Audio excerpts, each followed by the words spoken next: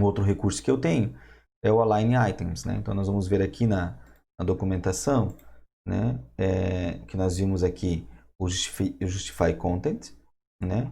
E se eu descer um pouquinho, eu vou ver então o Align Items, que ele vai definir o comportamento padrão de como os itens flex são dispostos no eixo transversal, né? Então, é muito parecido com o Justify Content, mas agora no eixo transversal, né? E dentro de cada linha, dentro de cada uma das linhas, né? Na linha atual, eu tenho também o Align Content, que aí sim, se eu tenho multilinhas, então nós trabalhamos em multilinhas deles.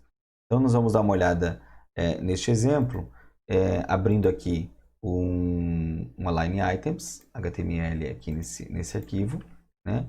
E vou abrir também o CSS aqui, né? Para que a gente possa olhar. Então, Align Items e o do CSS e o HTML.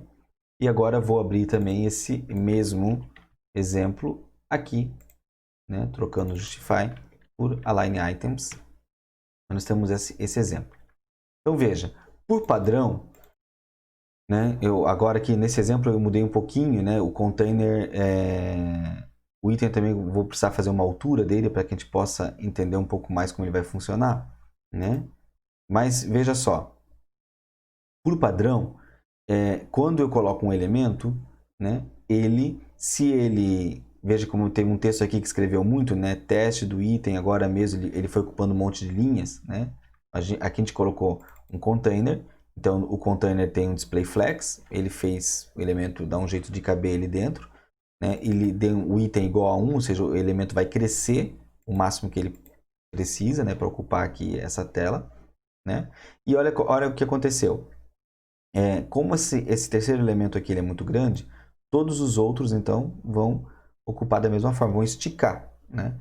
Por isso que naquele exemplo que a gente transformou em coluna, ele esticou, né? Porque ele está ocupando o espaço que ele precisa no eixo também transversal.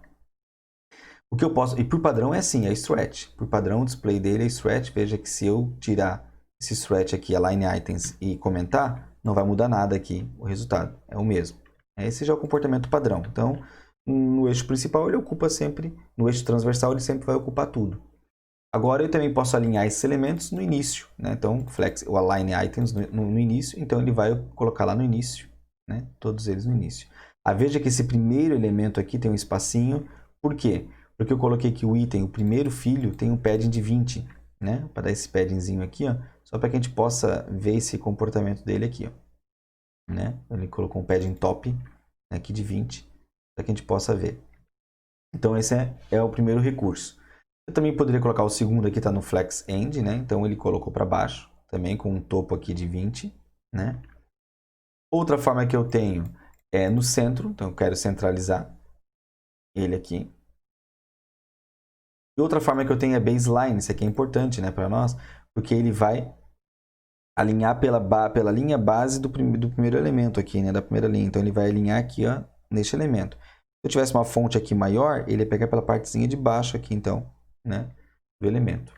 A baseline dele. E, bom, esse é o primeiro exemplo que eu tenho. Se eu tivesse colocado ele em forma de coluna, por padrão também ele é stretch, como eu já tinha comentado com vocês, né, por padrão ele é stretch. Mas eu posso colocar ele no início, né, um flex, o start, o align items dele sendo flex start. Posso colocar ele no fim. Posso colocar ele centralizado. Então veja que neste caso aqui, eu só vou mudando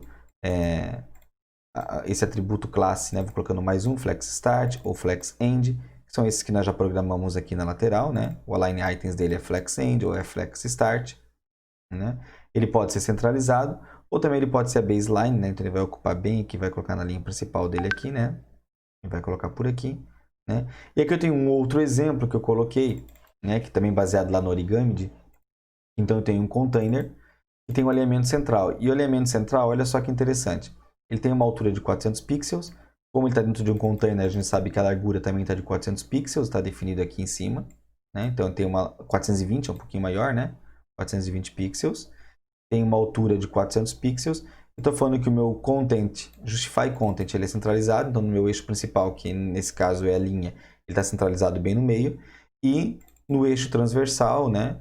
Ele também está centralizado no meio, né? E neste caso aqui o flex item dele é 0, então ele não vai esticar, né? E o padding dele é de 10 pixels em todos os lados. Então veja, ele vai ter essa ideia aqui de um padding, todo ele centralizadinho aqui, né? E tá aqui bem no meio da minha div, né? Que é o meu container flex. Se eu tivesse mantido aqui o flex igual a 1 no eixo principal, ele ia então ele ia esticar, né? Porque o eixo principal é a linha neste caso, e ele esticaria aqui e perderia essa ideia que eu quero apresentar, que é um elemento centralizado bem aqui no meio dessa minha div, né? Aqui está. Então veja, com isso a gente viu agora como os elementos são alinhados no eixo transversal, não no eixo principal. No eixo principal nós usamos o Justify Content e no eixo transversal nós usamos o Align Items.